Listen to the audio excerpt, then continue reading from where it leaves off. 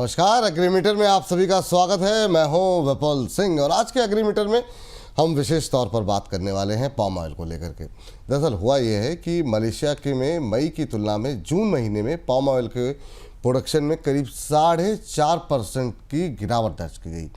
इसके अलावा मलेशिया से पाम ऑयल के एक्सपोर्ट में भी करीब 10.5% की गिरावट देखने को मिली है। हालांकि इस दौरान वहाँ के स्टॉक में मामूली बढ़त देखने को ज़रूर मिली है। अब सवाल ये उठता है कि ऐसे में पाम ऑयल की कीमतों में आगे तेजी रहेगी या फिर आएगी गिरावट।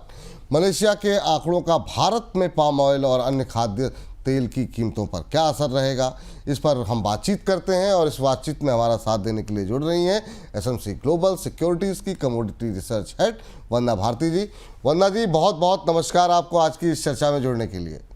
विपुल जी, आपको, पूरी टीम को और दर्शकों को मेरा नमस्कार। नमस्कार मैम।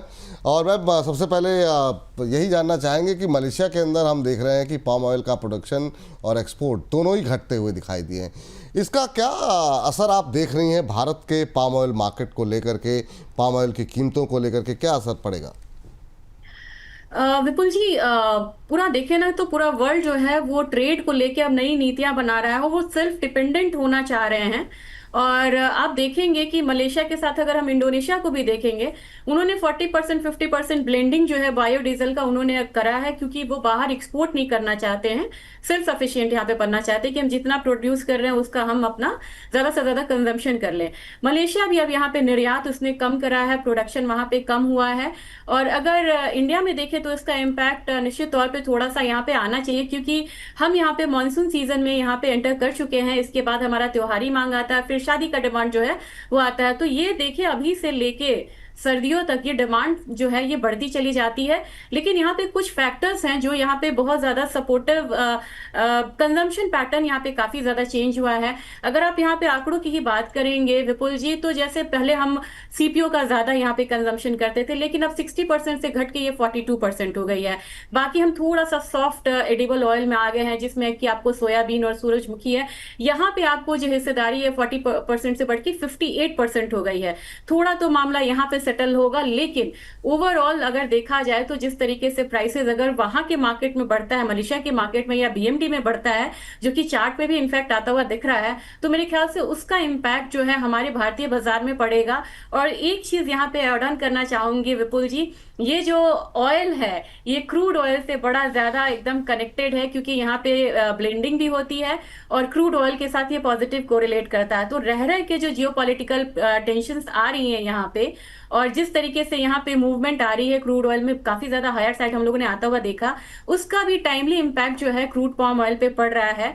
और साथ में जो टैरिफ की जो चिंता है इस मार्केट पे भी आएगी। अब यहाँ पे सोयाबीन यूएस का अगर बाहर के मार्केट में फॉर द टाइमिंग नहीं आता है, तो सीपीओ जो है कहीं ना कहीं ये आपको कंजम्पशन पैटर्न को फुलफिल करने की कोशिश करेगा, चाहे वो चाइना हो या अदर कंट्रीज हो, क्योंकि चाइना यहाँ पे रिटेलिएट करेगा। तो ओवरऑल मुझे लग रहा है कि सारे मिक्स ट्रिगर्स को देखते हुए भी जो स्ट्रॉन्ग फैक्टर्स हैं वो हावी रहेंगे मार्केट पे, और प्राइसेस को आने वाले समय में हम यहाँ पे थोड़ा सा बढ़ता हुआ देख सकते हैं। और 4480 से लेके 4480 वाला जो रेंज है वो हम यहाँ पे आता हुआ देख सकते हैं मलेशियन रिंगिट में बीएमडी पे पाम ऑयल को। जी मैम, जैसा कि अभी आपने कहा मलेशिया को लेकर के काफ़ी सारी बातें आपने बताई, लेकिन स्टॉक में हम देख रहे हैं मलेशिया में मामूली बढ़त के बावजूद पाम ऑयल के भाव में जो है अभी भी मजबूती बनी हुई है।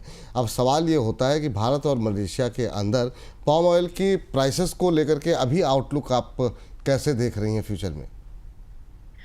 मुझे लग रहा है कि दो तीन फैक्टर्स यहाँ पे पॉजिटिव है, जो कि यहाँ पे इसको थोड़ा सा अपसाइड देगा। हालांकि सोयाबीन के प्राइसेस बहुत लोअर साइड है, सनफ्लावर के प्राइसेस लोअर साइड है, तो लोग यहाँ पे शिफ्ट हो सकते हैं। कंजम्पशन पैटर्न तो बदल रहा है। अगर सीपीओ में हम लोगों ने पिछले बार भी देखा था कि प्राइसेस हायर साइड गई थी, तो ब्लेंडिंग भी यहाँ पे हम लोगों ने देखा था कि चेंज हुआ था। तो मेरे ख्याल से यहाँ पे ब्लेंडिंग जो ये चेंज हुआ है इसका भी इम्पैक्ट अब यहाँ पे देखने को मिल रहा है। तो सोयाबीन का लोअर प्राइस होना थोड़ा सा मार्केट के जो अपसाइड है उसको, लिमिटेशंस को यहाँ पे कम करेगा।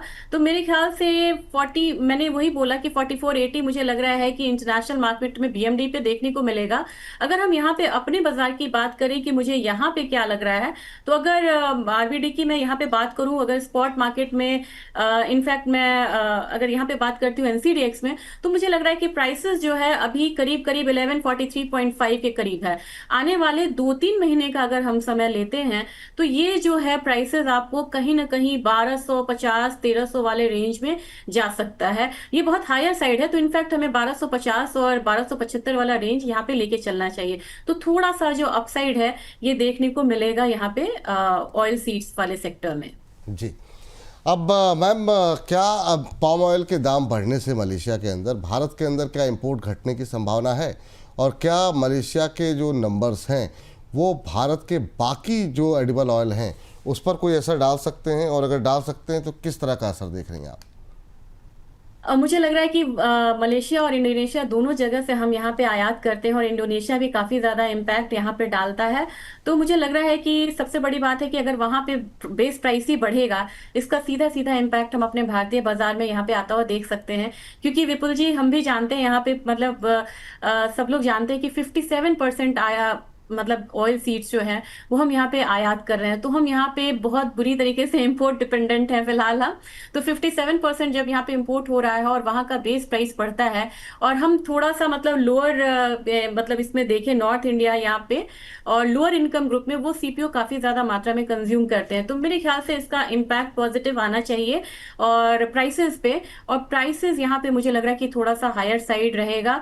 और एक चीज और है, क्योंकि सरकार काफी यहाँ पे डायनामिक नीतियों को यहाँ पे अपनाती है, तो हो सकता है यहाँ पे कि हम सूरजमुखी तेल पे भी थोड़ा सा यहाँ पे शिफ्ट होते हुए देख सकते हैं। जी।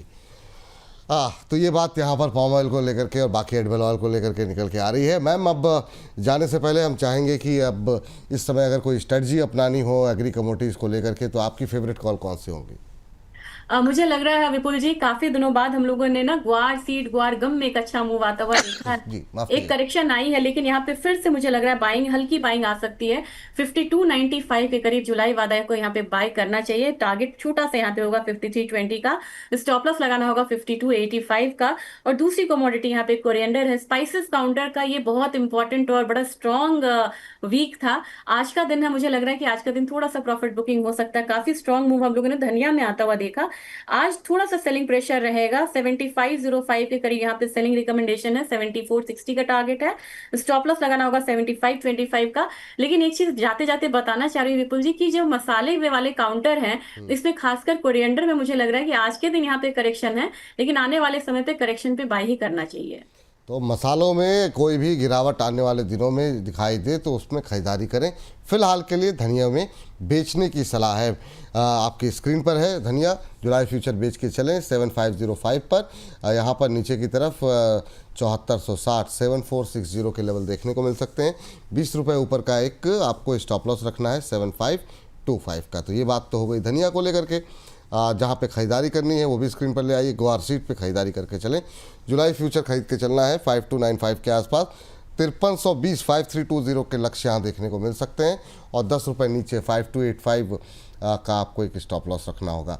तो ये जो है यहाँ पर एसएमसी की तरफ से टॉप पिक निकल के आती हुई। वंदना मैम, बहुत बहुत शुक्रिया, धन्यवाद आज की इस चर्चा में जुड़ने के लिए। कोई डिस्क्लोजर आपकी तरफ से? जी विपुल जी, मेरी कोई ट्रेडिंग नहीं होती कमोडिटी में, लेकिन कंपनी में क्लाइंट्स की पोजीशन हो सकती है मेरी स्ट्रैटेजीज पे। बहुत बहुत धन्यवाद मैम, बहुत बहुत शुक्रिया आज की इस चर्चा में जुड़ने के लिए।